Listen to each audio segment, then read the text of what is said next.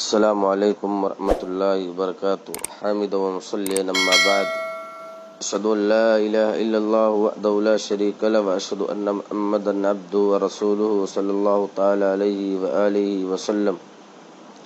معزز مکرم سامعین، آپ کے سامنے آج قرآن کو سمجھنے کے طریقے اور اصول بتلائے جائیں گے۔ میرے عزیزو، قرآن کے نازل کرنے کا مقصد ہی یہ ہے کہ قرآن کو سمجھا جائے اور اس پر عمل کر کے دنیاوی اور اخروی ثمرات حاصل کیے جائیں۔ قرآن کو سمجھنے کے لیے ضروری ہے کہ یا تو عربی زبان کا علم حاصل کیا جائے، کیونکہ قرآن کی زبان عربی ہے، اور اگر یہ ممکن نہ ہو تو پھر کم از کم اپنی علاقائی زبان میں قرآن کا ترجمہ حاصل کر کے اسے پڑھا جائے۔ یقیناً جب قرآن کو کسی بھی زبان میں سمجھ کر پڑھا جائے گا تو قرآن پڑھنے والے کے سامنے اچھائی، برائی اور نیکی بدی کو واضح کر دے گا، اور انسان کو از خود یہ پتہ چل جائے گا کہ اس کا پروردگار اس سے کیا چاہتا ہے، اسے کس چیز کا حکم دیتا ہے اور کس کام سے روکتا ہے، وغیرہ وغیرہ۔ یہ تو بات تھی ترجمے قرآن کے ذریعے قرآن کو سمجھنے کی، لیکن اگر ہم تفسیر یعنی تشریح، توضیح، وضاحت قرآن کی بات کریں تو یہ یاد رہے کہ اہل علم نے تفسیر قرآن کے چند اہم اصول ذکر فرمائے ہیں۔ اگر قرآن کا مطالعہ ان اصولوں کی روشنی میں کیا جائے تو قرآن فہمی کا دشوار راستہ آسان ہو جاتا ہے۔ آئیے ان اصولوں کو جانتے ہیں۔ نمبر 1، تفسیر قرآن کا اولین طریقہ یہ ہے کہ قرآن کریم کی تفسیر خود قرآن کریم سے کی جائے، کیونکہ قرآن نے بعض اہم امور کو متعدد مقامات پر ذکر فرمایا ہے، لیکن ہر مقام پر اس کا انداز الگ ہے۔ چنانچہ ایک مقام پر اگر اجمال ہے تو دوسرے مقام پر اس کی کچھ تفصیل ہے۔ اگر کسی جگہ کوئی بات مطلق ذکر کی گئی ہے تو دوسرے مقام پر اسے مقید بیان کیا گیا ہے۔ اسی طرح اگر کہیں عموم ہے تو دوسرے مقام پر اس کی تخصیص ہے۔ لہذا قرآن کریم کی بہترین تفسیر یہ ہے کہ قرآن کریم کے ذریعے ہی اس کی تفسیر کی جائے۔ یہ وجہ ہے کہ شیخ الاسلام ابن تیمیہ رحمۃ اللہ علیہ نے فرمایا کہ اگر ہم سے پوچھا جائے کہ قرآن فہمی کا، قرآن کو سمجھنے کا سب سے بہتر طریقہ کیا ہے، تو ہمارا جواب یہ ہوگا کہ اولاً قرآن کو قرآن ہی سے سمجھنے کی کوشش کی جائے۔ دیکھیے مقدمہ تفسیر صفحہ 3۔ اسی طرح رئیس المفسرین امام ابن کثیر رحمۃ اللہ علیہ نے فرمایا کہ تفسیر کا سب سے صحیح طریقہ یہ ہے کہ قرآن کی تفسیر قرآن ہی کے ساتھ کی جائے۔ مقدمہ تفسیر ابن کثیر جلد 1 صفحہ 71 میں دیکھ لیجیے۔ اس قاعدے یعنی القرآن یفسر بعضہ بعضا، قرآن کا ایک حصہ دوسرے حصے کی وضاحت کرتا ہے، کا بھی یہی مفہوم ہے۔ قرآن کے ذریعے قرآن کی تفسیر کی مثال سورہ فاتحہ ہی میں ملاحظہ کی جا سکتی ہے کہ اللہ تعالیٰ نے سورہ فاتحہ آیت نمبر 4 اور 5 کے اندر ذکر فرمایا، اہدنا الصراط المستقیم صراط الذین انعمت علیہم، اے اللہ ہمیں سیدھا راستہ دکھا، ان لوگوں کا راستہ جن پر تو نے انعام کیا۔ اب اس آیت میں یہ ذکر تو ہے کہ ہمیں انعام یافتہ لوگوں کا راستہ دکھا، لیکن یہ ذکر نہیں کہ انعام یافتہ لوگ کون ہیں، تو ان کا ذکر اللہ تعالیٰ نے سورہ نساء آیت نمبر 69 کے اندر فرمایا، وَمَن يُطِعِ اللَّهَ وَالرَّسُولَ فَأُولَٰئِكَ مَعَ الَّذِينَ أَنْعَمَ اللَّهُ عَلَيْهِمْ مِنَ النَّبِيِّينَ وَالصِّدِّيقِينَ وَالشُّهَدَاءِ وَالصَّالِحِينَ، اور جو لوگ اللہ اس کے رسول کی اطاعت کریں گے اور ان لوگوں کے ساتھ ہوں گے، وہ لوگ ان لوگوں کے ساتھ ہوں گے جن پر اللہ نے انعام فرمایا، یعنی انبیاء، صدیقین، شہداء اور نیکوکار لوگوں کے ساتھ۔ ایک دوسری مثال یہ ہے کہ سورہ بقرہ آیت نمبر 37 کے اندر اللہ نے فرمایا، فَتَلَقَّىٰ آدَمُ مِن رَبِّهِ کلمات، کہ آدم علیہ السلام نے جب ممنوعہ درخت کا پھل کھایا تو توبہ کے لیے اپنے رب سے کچھ کلمات سیکھ لیے، لیکن یہ کلمات کیا تھے؟ اس کا ذکر سورہ اعراف آیت نمبر 23 میں یوں ہے، قَالَا رَبَّنَا ظَلَمْنَا أَنفُسَنَا وَإِن لَّمْ تَغْفِرْ لَنَا وَتَرْحَمْنَا لَنَكُونَنَّ مِنَ الْخَاسِرِينَ، کہ انہوں نے کہا کہ اے ہمارے پروردگار، ہم نے اپنی نفسوں پر ظلم کیا ہے، اگر تو نے ہمیں معاف نہ کیا اور ہم پر رحم نہ کیا تو ہم خسارہ پانے والوں میں سے ہو جائیں گے۔ دوسرا طریقہ قرآن فہمی یا تفسیر قرآن کے سلسلے میں دوسرا درجہ سنت نبوی کا ہے، یعنی اگر کسی آیت کی تفسیر کسی دوسری آیت میں نہ ملے تو اس کی تفسیر سنت کے ساتھ کی جائے گی، یعنی سنت قرآن کی شارح ہے اور خود نبی کریم صلی اللہ علیہ وسلم کی بھی یہی ذمہ داری تھی۔ چنانچہ اللہ تعالیٰ کا ارشاد ہے وَأَنزَلْنَا إِلَيْكَ الذِّكْرَ لِتُبَيِّنَ لِلنَّاسِ، سورہ نحل آیت نمبر 44۔ اور ہم نے آپ پر یہ ذکر یعنی قرآن نازل کیا تاکہ آپ لوگوں کے سامنے اس کی وضاحت کریں اور اس کی تفسیر و تشریح و تفسیر بیان کریں۔ اور اسی لیے رسول اللہ صلی اللہ علیہ وسلم نے بھی فرمایا ہے کہ الا انی اوتیت القرآن ومثلہ معہ، یعنی خبردار مجھے قرآن اور اس کے ساتھ اس کی مثل ایک اور چیز بھی عطا کی گئی ہے۔ دیکھیے صحیح الجامع الصغیر 2643 نمبر کی روایت۔ یہاں مثل سے مراد سنت ہی ہے۔ معلوم ہوا کہ سنت بھی قرآن کی طرح آپ پر وحی کی گئی ہے۔ قرآن صرف اتنا ہے کہ سنت کی قرآن کی طرح تلاوت نہیں کی جاتی ہے۔ بہرحال سنت تفسیر قرآن کا دوسرا ماخذ ہے اور ذریعہ۔ چنانچہ امام ابن تیمیہ رحمۃ اللہ علیہ نے فرمایا کہ اگر قرآن کی تفسیر قرآن سے نہ ملے تو سنت کی طرف رجوع کیا جائے، کیونکہ سنت قرآن کا شارح ہے۔ دیکھیے مجموع فتاوی ابن تیمیہ جلد 3 صفحہ نمبر 363۔ بالخصوص آیات احکام کے لیے تو سنت رسول انتہائی ضروری ہے۔ چنانچہ امام ابن جریر طبری رحمۃ اللہ علیہ نے اپنی تفسیر میں لکھا ہے کہ جہاں تک قرآن کریم کے احکام کا تعلق ہے تو وہ سنت کی روشنی میں ہی سمجھے جا سکتے ہیں، لہذا تفسیر قرآن کے اس حصے کے لیے سنت کی طرف رجوع کرنا ناگزیر ہے۔ دیکھیے تفسیر ابن جریر الطبری جلد 1 صفحہ 33۔ اور اس کی گنت مثالوں میں سے ایک مثال یہ کہ قرآن کریم میں بار بار اقامت صلاۃ اور ادائیگی زکوٰۃ کا حکم ہے، لیکن صلاۃ کی رکعات، سنن و فرائض، اذکار، قرات، رکوع سجود، قیام و تشہد کی کیفیات، اسی طرح زکوٰۃ کے لیے نصاب، مقدار، کن چیزوں پر زکوٰۃ فرض ہے اور کن پر نہیں ہے، وغیرہ وغیرہ، ایسی تمام تفصیلات سنت نبوی میں مذکور ہیں۔ اسی طرح قرآن کریم میں حج کا تو حکم ہے، لیکن اس کے طریقے ادائیگی کی تفصیل صرف سنت نبوی میں ہے۔ یہی حال عمرہ کا۔ اسی طرح قرآن میں زانی کے لیے کوڑوں کی سزا تو ذکر ہے، لیکن شادی شدہ زانی کے لیے رجم اور غیر شادی شدہ زانی کے لیے جلا وطنی کی سزا صرف سنت میں مذکور ہے۔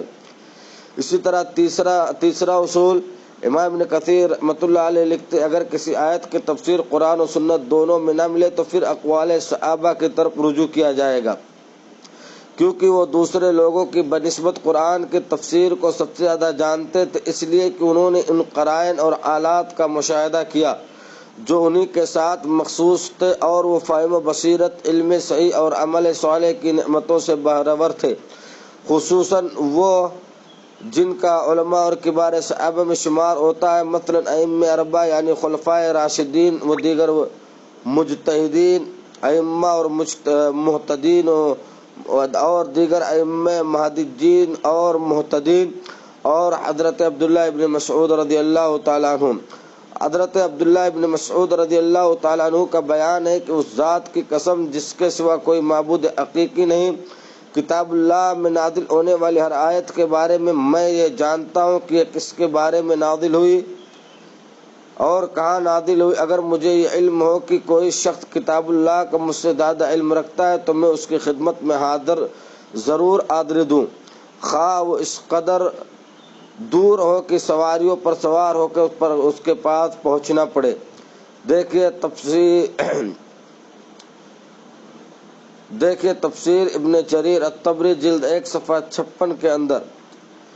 اسی طرح انہی مفسر صحابہ کرام میں سے ایک امت کے بڑے عالم اور بحر علم حضرت عبداللہ ابن عباس بھی ہیں، جو رسول اللہ صلی اللہ علیہ وسلم کے چچا زاد بھائی اور آپ کی دعا کی برکت سے ترجمان القرآن تھے۔ رسول اللہ صلی اللہ علیہ وسلم نے آپ کے بارے میں دعا فرمائی تھی، اللہم فقہہ فی الدین وعلمہ التاویل، اے اللہ انہیں دین میں فقاہت عطا کر فرما اور قرآن مجید کی تفسیر کا علم سکھا۔ دیکھیے بخاری 143 نمبر کی روایت ہے۔ اسی طرح ابن مسعود نے فرمایا کہ ابن عباس رضی اللہ تعالی عنہما قرآن مجید کے بہت اچھے ترجمان تھے۔ دیکھیے تفسیر ابن جریر الطبری جلد 1 صفحہ 61۔ صحیح قول کے مطابق ابن مسعود رضی اللہ تعالی عنہ کا سن 32 ہجری میں انتقال ہوا، جبکہ ابن عباس رضی اللہ تعالی عنہما آپ کے بعد 36 سال تک زندہ رہے۔ اس سے اندازہ لگائیے کہ ابن مسعود کے بعد انہوں نے کیا کیا علوم نہ سیکھے ہوں گے۔ اعمش نے ابو وائل سے روایت کیا ہے کہ علی رضی اللہ تعالی عنہ نے ابن عباس رضی اللہ تعالی عنہ کو امیر حج مقرر کیا۔ آپ نے حج کا خطبہ دیا اور اپنے خطبے میں سورہ بقرہ اور ایک روایت کے مطابق سورہ نور کی تلاوت کی اور اس کے اس قدر شاندار تفسیر بیان فرمائے کہ اگر اسے رومی، ترکی اور دیلمی لوگ سن لیتے تو مشرف با اسلام ہو جاتے۔ دیکھیے تفسیر ابن جریر الطبری جلد 1 صفحہ نمبر 57۔ اسی طرح قرآن فہمی کے اصولوں میں سے ایک اصول یعنی چوتھا اصول قرآن کی تفسیر قرآن سے، سنت سے اور صحابہ کرام سے نہ ملے تو پھر بہت سے ائمہ اقوال تابعین مثلا مجاہد بن جبیر رحمہ اللہ کے اقوال کی طرف رجوع کرتے ہیں۔ وہ تفسیر بیان کرنے میں اللہ تعالیٰ کی ایک نشانی امام مجاہد کا بیان ہے کہ میں نے ابن عباس رضی اللہ تعالی عنہ سے اول سے آخر تک مکمل قرآن مجید 3 بار اس طرح پڑھا کہ میں ہر آیت کے اختتام پر انہیں روکتا تھا اور ان سے اس کی تفسیر کے بارے میں سوال کیا کرتا تھا۔ دیکھیے تاریخ دمشق ابن عساکر جلد 60 صفحہ نمبر 47۔ ابن ابو ملیکہ رحمہ اللہ کا بیان ہے کہ میں نے مجاہد رحمہ اللہ کو ابن عباس رضی اللہ تعالی عنہما سے تفسیر قرآن کے بارے میں سوال کرتے ہوئے دیکھا۔ ان کے پاس ابن عباس رضی اللہ تعالی عنہما کی تفسیری دستاویزات بھی تھیں۔ ابن عباس رضی اللہ تعالی عنہما بھی ان سے فرماتے تھے کہ اسے لکھ لو، چنانچہ انہوں نے ابن عباس رضی اللہ تعالی عنہما سے مکمل قرآن کریم کی تفسیر کے بارے میں سوالات کیے تھے۔ دیکھیے تفسیر ابن جریر الطبری جلد 1 صفحہ 62۔ اسی وجہ سے سفیان ثوری رحمۃ اللہ علیہ فرمایا کرتے تھے کہ جب تفسیر مجاہد رحمہ اللہ سے مروی ہو تو وہ تمہیں کافی ہے۔ دیکھیے تفسیر ابن جریر الطبری جلد 1 صفحہ 62۔ اسی طرح سعید ابن جبیر، اکرمہ مولا ابن عباس، عطا ابن ابو رباح، حسن بصری، مسروق ابن اجدہ، سعید ابن المسیب، ابو العالیہ، ربیع بن انس، قتادہ، ضحاک بن مزاحم رحمہم اللہ مجمعین اور دیگر کئی تابعین اور ان کے علاوہ اتباع تابعین اور ان کے بعد کے لوگ ہیں جن کے اقوال کی طرف رجوع کیا جا سکتا ہے۔ اسی طرح پانچواں طریقہ یہ اسرائیلی روایات، اہل کتاب کی کتابوں سے ماخوذ روایات بیان کرنے کے اگرچہ نبی کریم صلی اللہ علیہ وسلم نے اجازت دی ہے، جیسا کہ آپ صلی اللہ علیہ وسلم نے فرمایا حدثوا عن بنی اسرائیل ولا حرج، بنی اسرائیل سے روایات بیان کرو، اس میں کوئی حرج نہیں ہے، بخاری 3461۔ لیکن ان اسرائیلی روایات کو دلیل کے طور پر نہیں بلکہ صرف بطور استشہاد پیش کیا جاتا ہے، کیونکہ رسول اللہ صلی اللہ علیہ وسلم کا ایک دوسرا فرمان ہے اذا حدثکم اہل الکتاب فلا تصدقوهم ولا تکذبوهم، جب اہل کتاب تمہیں کوئی روایت بیان کریں تو نہ ان کی تصدیق کرو اور نہ ان کی تکذیب کرو۔ دیکھیے مسند احمد جلد 1 صفحہ 136۔ شیخ شعیب ارناؤت نے اسے حسن فرمایا ہے۔ دیکھیے الموسوعۃ الحدیثیہ 70225۔ اسرائیلی روایات کی 3 قسمیں، نمبر 1 جن کے بارے میں ہمیں یہ معلوم ہے کہ وہ صحیح ہیں کیونکہ کتاب و سنت یا ان کے اصول ان کے صحیح ہونے کی شہادت دیتے ہیں تو یہ روایات صحیح ہیں۔ نمبر 2 جن کے بارے میں ہمیں یہ معلوم ہے کہ یہ اسرائیلی روایات جھوٹی ہیں کیونکہ کتاب و سنت اور ان کے اصول سے ان کی مخالفت ثابت ہے۔ تیسری وہ روایات جن کے بارے میں کتاب و سنت اور ان کے اصول خاموش ہے، یہ روایات نہ پہلی قسم میں سے ہیں اور نہ دوسری قسم میں سے، لہذا ہم نہ ان کی تصدیق کرتے اور نہ تکذیب۔ ہاں البتہ اگر البتہ اگر ان دلیلوں کے پیش نظر انہیں بیان کرنا جائز ہے، لیکن یہ یاد رہے کہ ان میں سے اکثر و بیشتر روایات ایسی ہیں جن میں کوئی دینی فائدہ نہیں۔ مثلاً وہ روایات جن میں اصحاب کہف کے نام، ان کے کتے کا رنگ اور ان کی تعداد کو بیان کیا گیا ہے، عصائے موسیٰ کے بارے میں بیان کیا گیا ہے وہ کس درخت کا تھا، ان پرندوں کے ناموں کا ذکر ہے جنہیں اللہ تعالیٰ نے ابراہیم علیہ السلام کے لیے زندہ کیا تھا، گائے کے اس حصے کا تعین ہے جسے مقتول کے جسم کے ساتھ لگایا گیا تھا، اس درخت کی کیفیت کے بارے میں بیان کیا گیا جسے اللہ تعالیٰ نے موسیٰ علیہ السلام سے کلام فرمایا تھا، اور اس طرح کی دیگر باتیں جنہیں اللہ تعالیٰ نے قرآن مجید میں بیان نہیں فرمایا کیونکہ ان کے بیان کرنے میں انسانوں کے لیے کوئی دینی یا دنیاوی فائدہ موجود نہ تھا۔ اسی طرح آخری چیز یہ ہے کہ آخر میں یہ ذکر کر دینا ضروری ہے کہ کتاب و سنت اور اقوال صحابہ و تابعین کے بجائے ذاتی رائے سے قرآن کی تفسیر کرنا جائز نہیں۔ یہی وجہ ہے کہ سلف میں سے ایک جماعت نے علم کے بغیر تفسیر بیان کرنے میں حرج محسوس کیا، چنانچہ ابو بکر صدیق رضی اللہ تعالی عنہ فرماتے ہیں کہ ایج ارض تقلنی و ایج سماء تضلنی اذا قلت فی القرآن بما لا اعلم، جب میں قرآن کریم کے بارے میں کوئی ایسی بات کو جسے میں جانتا نہیں تو مجھے کون سی زمین سمائے گی اور کون سا آسمان چھپائے گا۔ دیکھیں تفسیر ابن جریر الطبری جلد 1 صفحہ 55۔